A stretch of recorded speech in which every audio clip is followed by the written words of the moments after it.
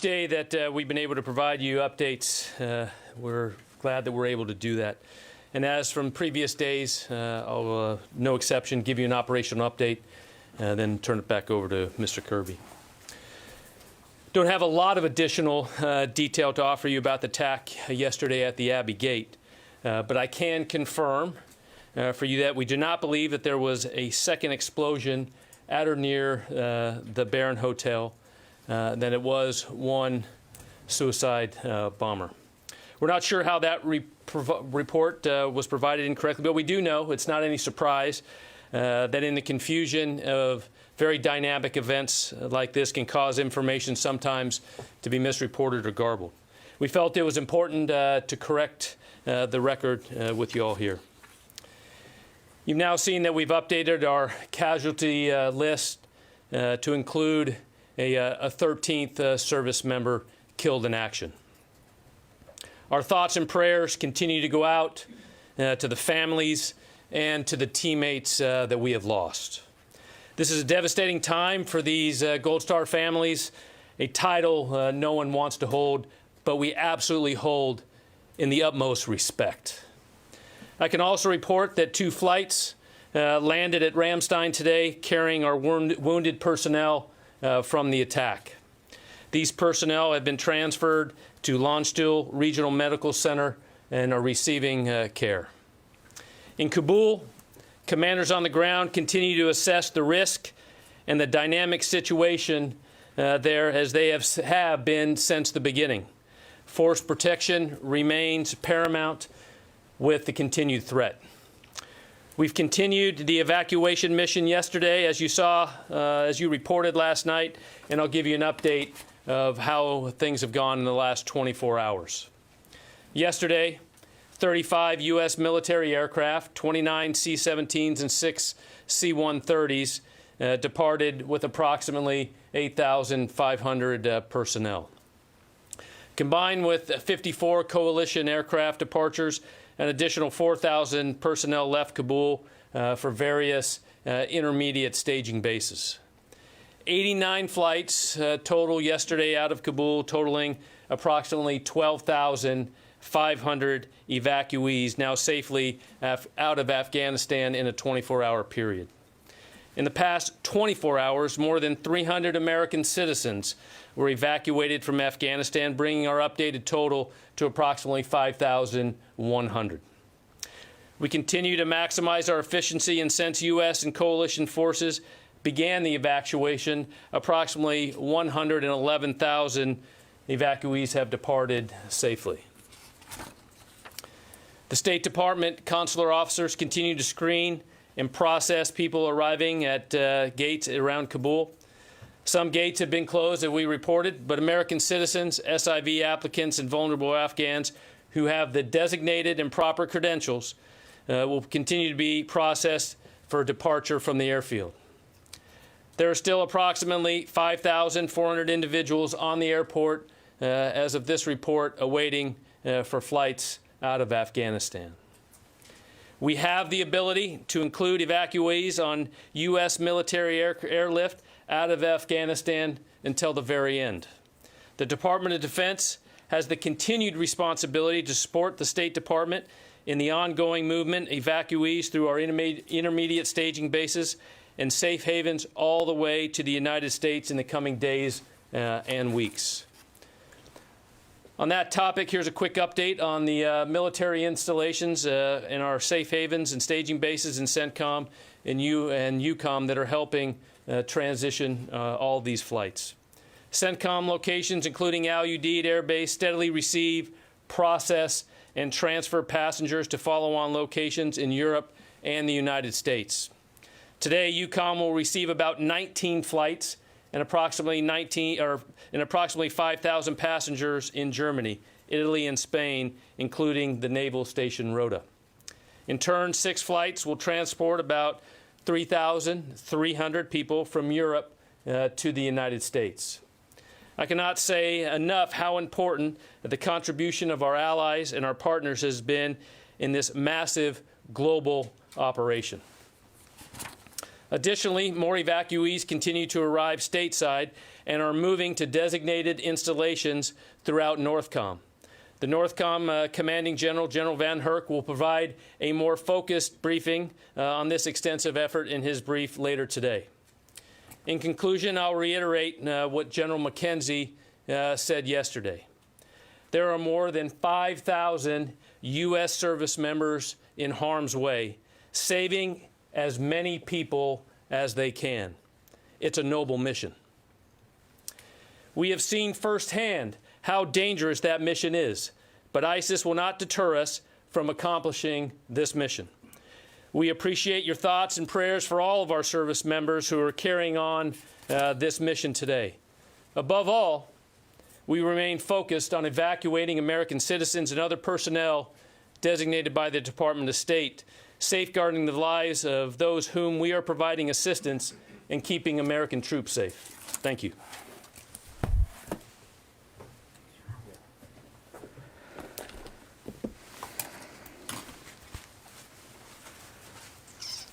Okay, I just have one other thing to add, and it's a good segue from what the General ended with. Today, the Department of Defense can announce that it has authorized Marine Corps Base Quantico, Virginia, Fort Pickett, Virginia, and Holloman Air Force Base, New Mexico, to provide additional support to the U.S. mission to evacuate Afghan special immigrant visa applicants, their families, and other at-risk individuals. These installations join Fort Lee, Fort McCoy, Fort Bliss, and Joint Base McGuire-Dix in providing this support. The Defense Department will continue to support the State Department in providing temporary housing, sustainment, and support inside the United States for a capacity of up to 50,000 Afghan special immigrant visa applicants, their families, and other at-risk individuals. U.S. Northern Command will coordinate the details of all this with the State Department, the Department of Homeland Security, and, of course, the Department of Health and Human Services as necessary. And it will be provided under presidential drawdown authority to the maximum extent possible, with additional support being provided on a reimbursable basis. And as General Taylor let you know, we have General Van Herk, the commander of U.S. Northern Command, coming into the briefing room with you later this afternoon, and he'll be able to provide a lot more context on that. With that, we'll take questions. Lita. This is probably for the general. The president has said he wants to vowed basically to get back at ISIS. How difficult will it be for the U.S. military to do that type of operation, considering the lower number of troops and the difficulty in getting intelligence on the ground? And then I don't know if this is you or John. Can you just talk about the number of people that we'll see getting processed over the next several days? Is that number going to gradually go down? Do you have out the number of people you think you're going to, or what's your ballpark estimate? Yeah. All right. On the first question on our capabilities and abilities to protect ourselves or to also to conduct the strikes, as you said. As I've said all along, we have resources with the CENTCOM commander and with the commanders on the ground and the capabilities to allow us to execute any type of those operations as those are required to do.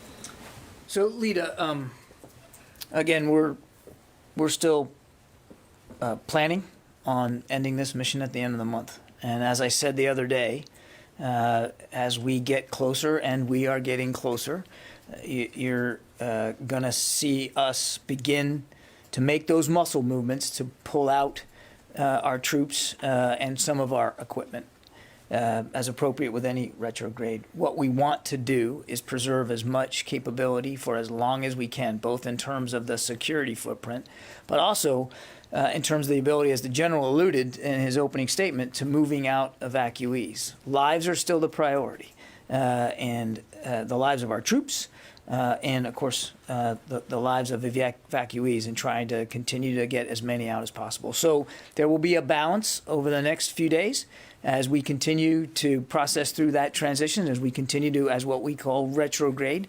And I can't give you a specific number on any given day, but I think you'll see us adjust as necessary to make sure that we're achieving that proper balance. But we will be able to fly out evacuees right up until the last moment, that's going to be the goal. And if I may, you didn't ask this, but I want to take the opportunity to convey to all of you that as we did before, when we began a retrograde, a withdrawal back in April, we were very judicious about the detail that we were putting out.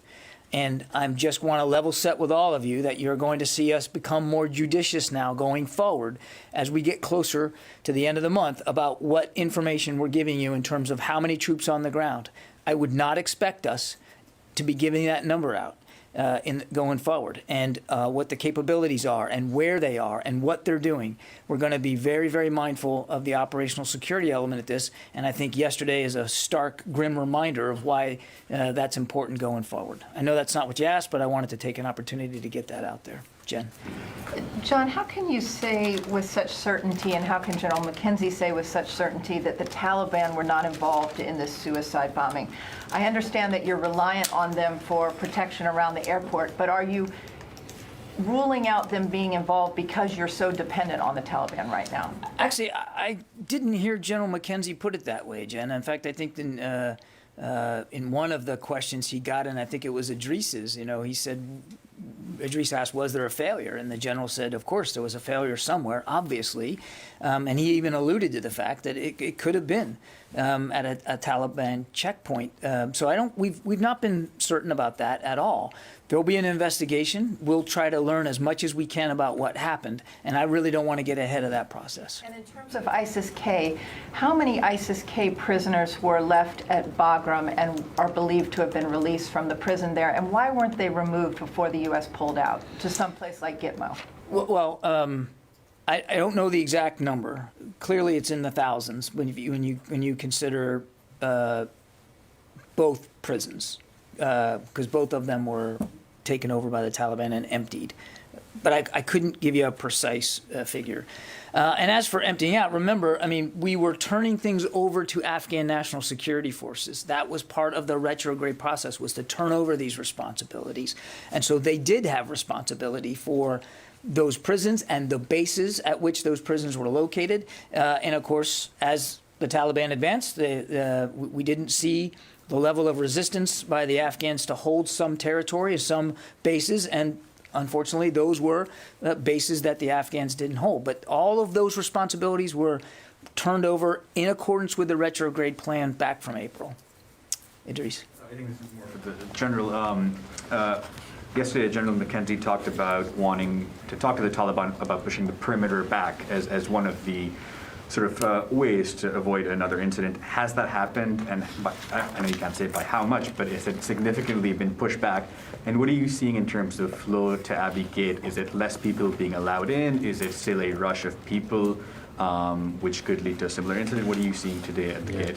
So what I can report as my discussion with the commanders there on the ground is that multiple activities have taken place to increase the force protection, specifically in communication with the Taliban of how they are executing their checkpoint operations and communication when there. So I would say there's been multiple. I don't want to go into the details of the exact of what the communication, but I know that has happened. And what we have seen today is a little lessening of what we would say total capacity at people in and around gates. Yes, Nazira. Thank you, John. As Jen said, ISIS since yesterday, people were worried about everything about the Taliban. They were psychologically under a lot of situations. Some of my family get targeted and tortured by the Taliban. But since yesterday that ISIS created, Afghan people are more worried. Do you think that it's another civil war will start in Afghanistan? That's why most of Afghan people question. And everybody now wants to leave the country because now it's double. Before was only Taliban. Now ISIS also show up one more time, their activity. Do you think that's another civil war? Before I try to answer that question, I do want to take the opportunity on behalf of the Department of Defense to also make sure that we express our condolences for the Afghan people who suffered in yesterday's attack. We know that there were a number of killed and wounded Afghan civilians at the airport, and that there are families that are dealing with the same devastating, terrible news that now Gold Star families here in the department are dealing with. So again, on behalf of the Secretary, we offer our condolences and thoughts and prayers. I wish I had a crystal ball. I wish we could know for sure what's going to happen in Afghanistan. We don't. We obviously don't want to see the country torn asunder through civil war. But that's why whatever the future of Afghanistan is from a governance perspective, we're going to stay engaged with the international community to make sure that Afghanistan's leaders are held to proper account for the way they are governing, and that Afghanistan's neighbors also try to play a constructive, productive role in whatever the future of Afghanistan is going to be. Though we will not have a military presence there, the United States government will still want to see what we can do in the international community to make sure that that Afghans can have the best of all possible outcomes for their future. But I think it would be foolish for us to try to be too predictive about what's going to happen right now. You will not change the policy again to be involved again in Afghanistan? The Commander-in-Chief has made a very clear decision that it is time to end America's involvement on the ground in the war in Afghanistan, and we're going to execute that decision as we should. David. John, for the record, would you clear up the confusion over the service affiliation of the dead? I mean, it sounds like we have a total number of 13, but the That's breakdown right. within the 13 is a little unclear. The Marine statement said at this time 10. Yeah. So can you tell us what it is, and then I have a question for the general. Actually, I'm not able to break it down specifically right now, David, and I want to defer to the services to speak to their specific number of casualties. As you can imagine, they are having to have difficult conversations with a number of families, and we here at the department don't want to get ahead of that process. So I think on that one I would just defer to the services. And General, you didn't answer the questions about whether the Taliban have met General McKenzie's request to push the perimeter further out away from the airport. And he also said that he was going to ask them to close some specific roads. Have they done? Sorry if I didn't add that level of specificity, but I know those, just exactly what General McKenzie had said, had been passed to his commanders to have those discussions with the Taliban to take not only those specific measures as he mentioned there and you mentioned, but other activities that will increase the security and the facilitation of those getting through. So, Do you know if they've happened? the discussions? No.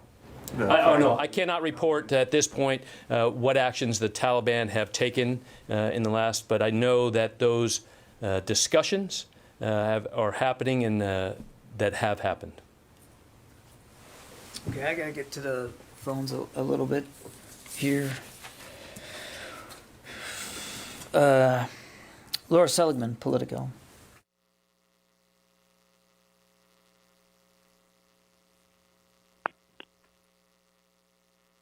Are you there, Laura?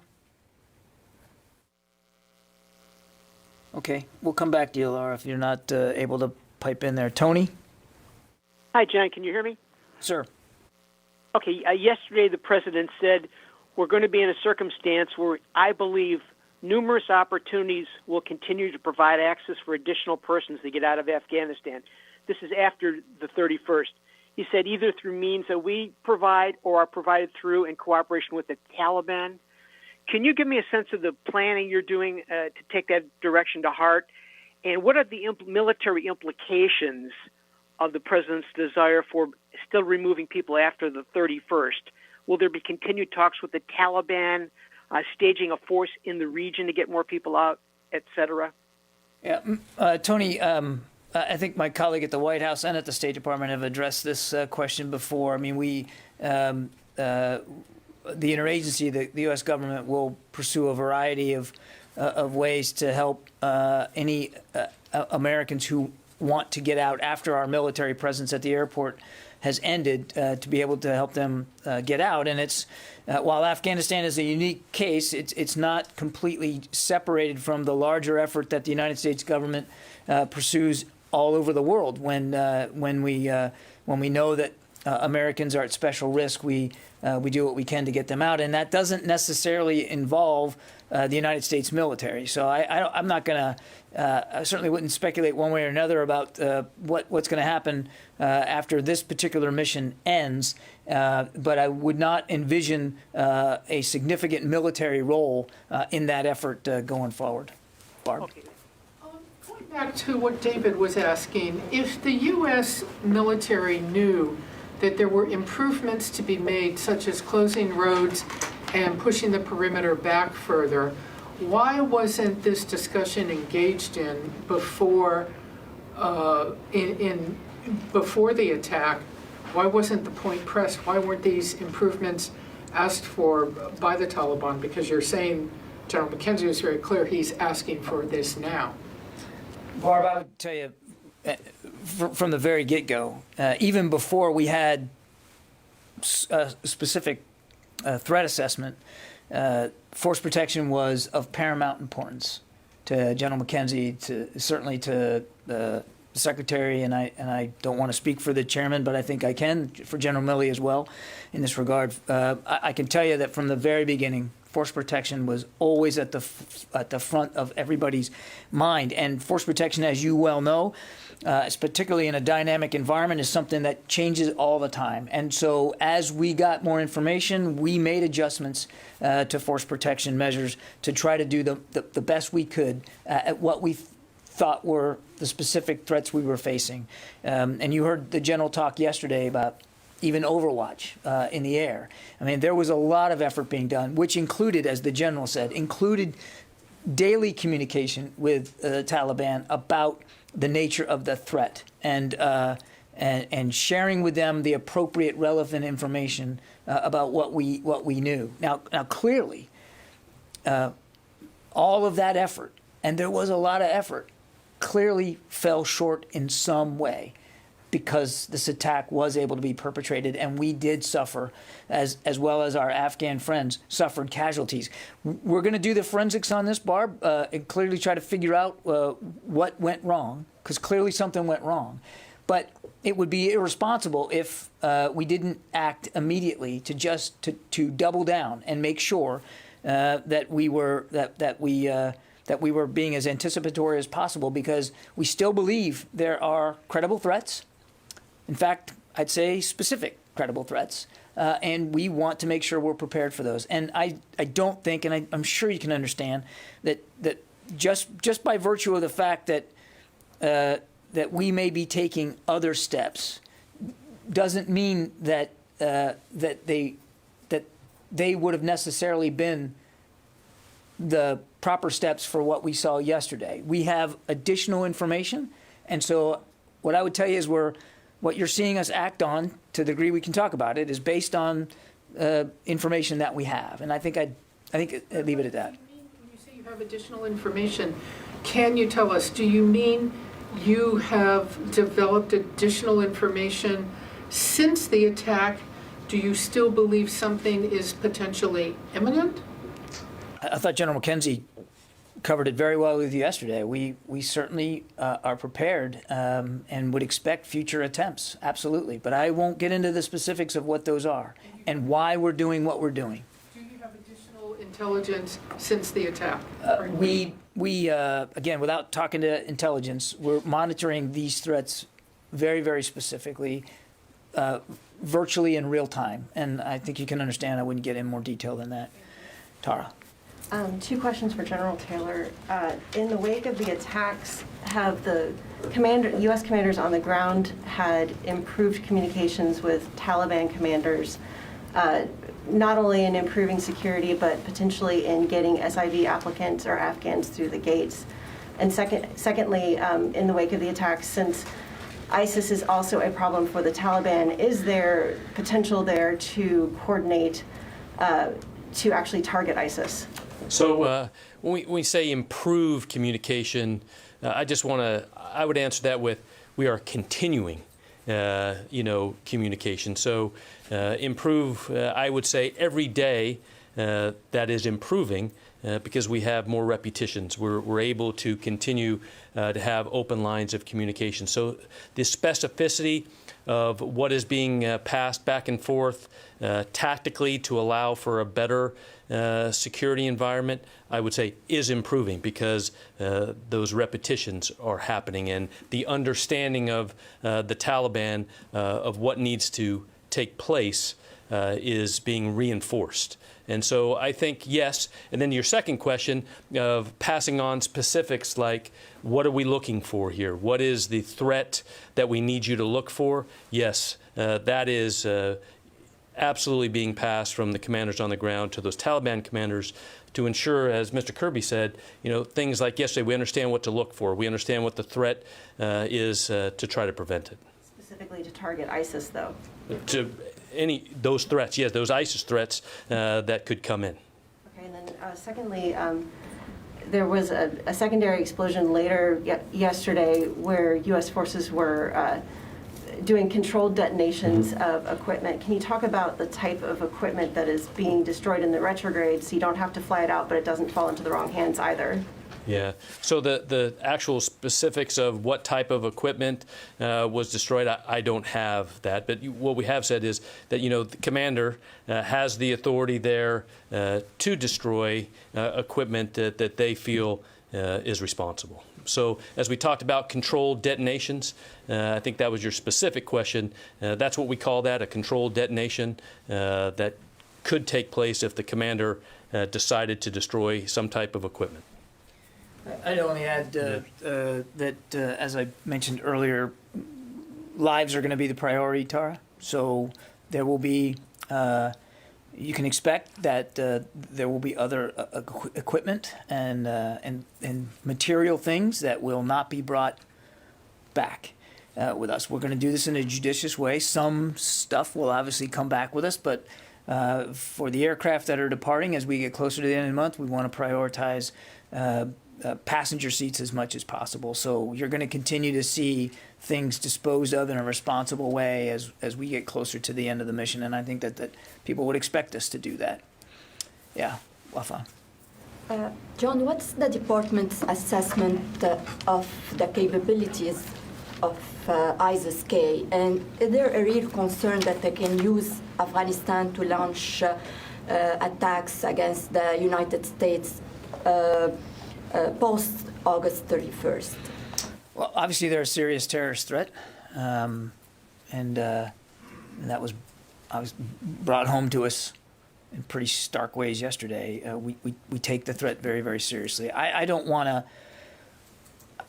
I'm not going to speculate about future threats. What I will tell you, and the president has made this clear, the secretary has made it clear to the leadership at the Pentagon that we're not going to allow attacks on the homeland to emanate from Afghanistan again like they did 20 years ago. And we do have over-the-horizon counterterrorism capability available to us to make sure that that doesn't happen. And I think I'd leave it at that. Really, do you believe that Taliban can stand to ISIS-K, can defeat them? I think that the threat from ISIS is real, and nobody wants to see that threat grow. I cannot speak, would not begin to speak for Taliban capabilities or Taliban intent. Obviously, there's significant animosity between these two groups, and they don't share interests. But I'm not. It would be foolish for me to try to predict the degree to which what operations the Taliban may conduct against ISIS-K. All I can tell you is the direction that this department has is to not allow attacks on the homeland to emanate from Afghanistan again, and we are committed to that, as well as counterterrorism operations elsewhere around the world, because the threat has metastasized outside Afghanistan to other places where we also have to maintain a focus and a degree of over-the-horizon counterterrorism capability. Let me go back over here, in the back there. Thanks, Sean. 2 questions. First, can you speak to any rescue ops that have happened since the attack? I don't think there's been any. You mean by rotary? No, nothing additional. And then the second question, which is probably more for the general. Over the last 5 days, we've seen anywhere from 89 to 94 flights leave Kabul, but we've seen somewhere between 12.5 and 21.6.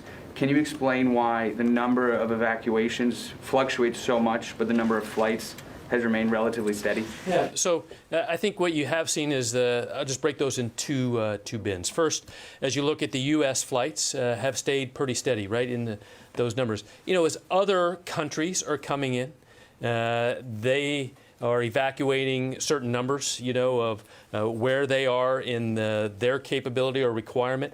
So I think that is where you've seen some of the differences in the outward flow. And I think, I mean, you really have to go back to, as my number today, 110,000 total. So, you know, as we started, you know, just under almost, you know, just a few weeks ago at 0 all the way up to 110,000, we would see some of those numbers start to come down. Let me go back to the phone. Sam Legrone. Hey, John. As part of the exit, is it the U.S. Intention to leave a functioning airport with like radars at work, computers at work? I mean, what's the obligation for what y'all leave behind?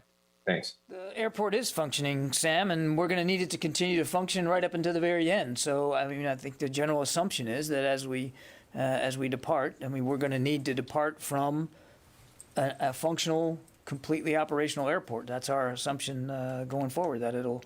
That'll be operational right up until we're gone. And as you probably heard Secretary Blinken say the other day, that we're working with the international community. There are several nations that want to contribute to the effort to keep it operational and that are willing to work with the Taliban to that end. Certainly, I'd let them speak to that effort. Gordon. Any Taliban operations against ISIS aside, any future things, whatever, do you have any assessment of what ISIS fighters at the prisons that they may have taken action against or killed, other than some of the ones that we know about? I do not know. Is that something that's knowable, like that you guys have sought to find out and can't find out? I don't know if that's knowable, Gordon. I mean, I'm happy to take that question, but I don't want to raise expectations here on our level of the granularity of intelligence we may have gotten from these prison releases. I don't want to overpromise here. I'm happy to ask that question, but I can't promise you a good answer. And Ira. Thank you, John. The 50,000 SIV capacity that you referenced earlier, can we expect those folks to be processed at the same in the same 4 states that previously reported, or will it be a capacity beyond, I think it's New Jersey, Virginia, Texas, and Wisconsin? No, I think I added some extra facilities here today one's in New Mexico, Holloman Air Force Base, and then 2 in Virginia, Quantico and Fort Pickett. And the Secretary's been clear that if we need more, because the demand's there, that we'll work with the states and we'll work with the services to identify potential future U.S. military installations, but those are the ones that we are operating from now. Just a quick follow-up. Currently, it's a 14-step process to get an SIV application validated. Given the security challenges yesterday, is there going to be a change in where those are processed? Are folks being processed overseas and then brought to U.S. bases for, final relocation? I honestly can't answer that question either. That's really what for the State Department. They run the SIV process. It's not a Department of Defense equity. Janie. Thank you, John. May I ask the General, please? Thank you. Sorry, next time I will bring more for you. Well, President Biden said that also let me take care of this. President Biden said, also the General McKinsey said yesterday that he had consulted with the international partners.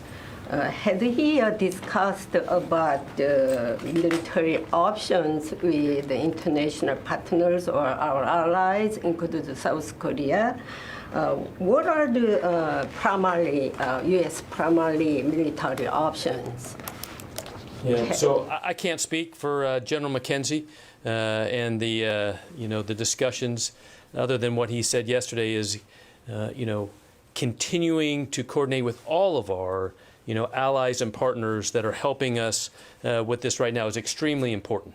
The ability to continue to synchronize all of the airlift that continues to come in and ensuring that as timing goes forward, all of that is well planned together is extremely important. I think I'd have to turn it over back to General McKenzie for any of those other specifics questions. And another one, what are the U.S. Special wishes for our allies and international partners? Do you have any wishes from them? I'm sorry, wishes. Wishes. From the operational side, I think our wish is, just like I said earlier, is continue that the support and the work together as we continue this mission forward is extremely important. Thank you. Can I follow up, sir, about something that Gordon asked about? We just have been hearing some reports that there have been some attacks by ISIS-K against Taliban checkpoints in the city. Are you seeing any evidence of attacks that ISIS-K is attacking those Taliban checkpoints? I have not seen those reports. And can you give us any more clarification on the sharing of American citizens' information as well as SIV information with the Taliban? There were reports yesterday that the U.S. officials were sharing that information. Yeah. I don't think there is sharing information, as you would say in that question of, like, we are giving information. What information is very important right now is at the ground level to ensure that as people approach checkpoints, that those Taliban checkpoint leaders have and understand who's coming, what documentation they're supposed to have, and go, because that's really important for us to ensure the time that people are not in areas and just staying there for long periods of time. The commanders on the ground are continue to coordinate. How do we continue to increase that throughput through checkpoints, through gates, to get on HKIA as fast as we can? That's very safe, to get them there. Thanks. Megan. How many troops, U.S. troops, are still on the ground at HKIA, and how is the security posture at the gate changed? Are there more or fewer troops going in and out of the gates? Is there more overwatch of the crowd for suspicious activity? So, kind of back what Mr. Kirby said earlier, as we talk about troop numbers and capability. Capability has not changed for us to secure all the gates, to be able to process evacuees, and our ability to rapidly turn aircraft as they arrive and get those up. And as we talk about force protection at the gate, I'm not going to get into the specific TTPs that those junior leaders are taking down there, other than we continue to learn every day from the day before, and we work within all the capabilities we have to ensure, one, that we can continue people to come in, but also stay safe. When you say you continue to learn, does that mean that you have switched things up in order to make it more safe? I would say patterns are things that we try not to get into. So I would just tell you, as the most simple operational piece there, we're always doing things that we can to keep us safe and not create patterns. I'd only add to that, Megan, as I mentioned to Barb, we still have active threat streams, and we're taking steps that we believe are appropriate to those streams. And I think I'd leave it at that. And I want to foot stomp the boots on the ground number. As the general mentioned in his opening statement today, more than 5,000 today. We are not going to get in going forward to a daily count of what's on the ground. Just going forward, as we get closer now to the end of the month and the end of the mission, you don't expect daily updates on what exactly how many troops are there at any given moment. Mike? Yeah, now, when you said that there was going to be an investigation into what happened yesterday, were you talking about a full, like a criminal inquiry with the forensics people on the ground and interviewing possible witnesses Who would be doing that, and how do you do that in the middle of a war zone? I wouldn't characterize it as a criminal investigation, but it'll be as comprehensive as General McKenzie needs it to be to try to do the forensics here and figure out what happened and what we can learn from it going forward. It'll be a very complete, thorough investigation. I will leave it to General McKenzie to describe for you sort of the architecture of what that's going to be. But it's not like we haven't sadly had to do this before, and we know how to conduct these investigations. Yes, sir, you. Thank you very much, Mr. Kirby. My name is Mushfiqul Fazal. I'm representing News Communication Network, NCN. And is U.S. service members doing incredible job with sacrificing their life? With consideration of that, my question is few strategic. Do you think the removal from Afghanistan, it will reduce your control within the Asia and the Pacific, the U.S. control? So for you and the general. It's not about U.S. control in the Indo-Pacific. It's about protecting our country from threats and challenges that emanate from that part of the world, and it's about revitalizing our network of alliances and partnerships to help our partners in the international community do the same. That's why the Secretary's first trip was to the region. He just came back from the region. The Vice President just returned literally this morning from the region. We are laser focused on the Indo-Pacific and the security challenges as well as the opportunities that are there. It's not about U.S. control. It's about U.S. partnership. Sylvie, you've been very patient. I know you don't want to speak about the details of the circumstances of the attack, but can you tell us if it was at the gate itself or in the middle of the crowd or at a checkpoint? Was the guy walking or he was in a bus? Can you give us some little details? First, I'll start off with details are continuing to be collected as it goes back to the question about continuing to learn as much as we can. Because as you know, when attack initially starts, you have to fight the fight. Then where we're at right now, ensuring, the respect and dignity of our wounded and those that were killed in action. So, but as we look at the details at approximately, as we saw yesterday at about 17:48 Kabul time, there was what we reported as a suicide-borne vest there that was exploded right at and around the gate. We don't know the exact location, but it was right outside in vicinity of that gate, and then followed by direct fire from an enemy position that is not exactly known. That was outside in what we'd call just north of that gate area also. How many assailants were killed? Was it just a suicide bomber plus the shooter, or how many people, enemy? It just goes back to what I said. Right now, what we know, there was shooters. We don't know the exact number, but one with the suicide vest. Louis, go ahead. Wait, Gordon, we've already got you. Louis, go ahead. Were there any troops killed by that gunfire? Like I said, we're asking, very detailed questions about the fight that will continue to be collected. I can't answer, numbers of that's just, I would say, that could come out, but just knowing the facts, the incredible, devastation that happened there, I think we should just leave it there. Could I just... Hang on just a second. Go ahead. I'm sorry. So my question, kind of following on Lita's earlier. Yesterday, the president said that we will hunt down and basically get revenge on the ISIS attackers yesterday.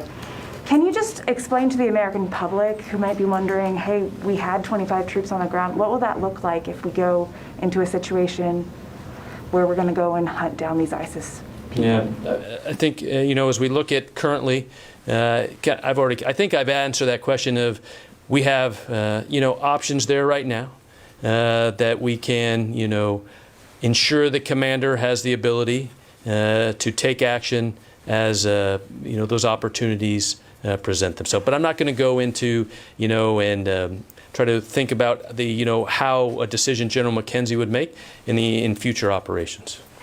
Louis? Just a quick follow-up on the gunman. was there more than one gunman, and was that gunman killed or whatever? Like I said, those information is still coming in. I would say what we do know, absolute fact, there was a suicide-born IED right there, and gunfire. That's for sure that we know. My other question was going to be this. You have 31 American casualties overall. That's a significant number at one location. I mean, how can we explain why were they concentrated in one area? Was there a shift change underway? I mean, how is it, or were they spread apart in one line and that's just how the blast was? Yeah. Use a line. This answer is not going to be, rewarding to you, but it goes back to, the commander will figure all those out at the due time, right? And those are the questions that I think are very appropriate, and people, will want to know this. But right now, what I can tell you is the commander's continuing to execute the mission, make sure that, other forces in there can continue there, and ensure that those information, as I think a couple of the questions we answered earlier, will come at the proper time. Therese? Yes, actually for General Taylor. I know it's been said numerous times that the focus of the mission is to get evacuees and Americans out as quickly as possible. But for those that were injured during the attack yesterday and taken to the local hospital, has there been any talks about setting up security for those individuals? I'm hearing reports on the ground that there are concerns that ISIS may attack that hospital. So are there any talks to possibly help keep those Afghan civilians, safe from a potential attack? And then once they are well enough to travel, how will they get to the U.S. as well? Yeah. You're talking about Afghans that were injured in the attack. First of all, what I can report is that there were some Afghans there that were part of that were treated by U.S. and other forces immediately there. I'm not fully aware of the reports of on the hospitals in Kabul, because I do know that there were Afghans taken to multiple locations in Kabul. Okay, we have time for just a couple more. Yes, ma'am. Mr. Kirby, you said that lives are the priority. So my question is pretty straightforward. Should the U.S. or should Americans expect more U.S. casualties in the next few days? We obviously don't want to see any more casualties. That's why we are monitoring the threat streams very closely and taking what we believe are the best possible steps to prevent another tragedy like this from happening. I mean, that's obviously the Secretary made that very clear to leadership last night and this morning, that force protection will remain a paramount concern, as it always does. And just to add to that, apparently there's a bottleneck at Dulles Airport with the U.S. airlines coming in with refugees at Dulles Airport. Are you aware of this, or refugees being stuck on the tarmac for hours and hours? Yes, we are aware of those reports, and they have proven accurate in the last couple of days. It's really more an issue for Customs and Border Patrol and the process. So I don't want to speak to them or their process, but as we understand it this morning, they have worked through the difficulties, and we believe that wait time now upon landing is going to get much shorter. But I would refer you to my colleagues at Customs and Border Patrol to speak to that. Okay, thanks very much. Oh, one more. Go ahead. How many Afghan SIVs have been flown out so far, or other Afghans without green cards or permanent status? Check me on this, but we looked at the number just before coming out. We have just under 7,000 now that are in the States and being processed, and that number will change every day, obviously, as it should. Okay, thanks everybody. We'll see you again I'm sorry, I said 3 o'clock. It's 3:30 this afternoon. General Van Herk will be joining me. I do apologize for the delay this morning. We were getting updates literally as we were getting ready to come out to see you. We'll do the best we can to be more punctual, but thanks, and we'll see you later.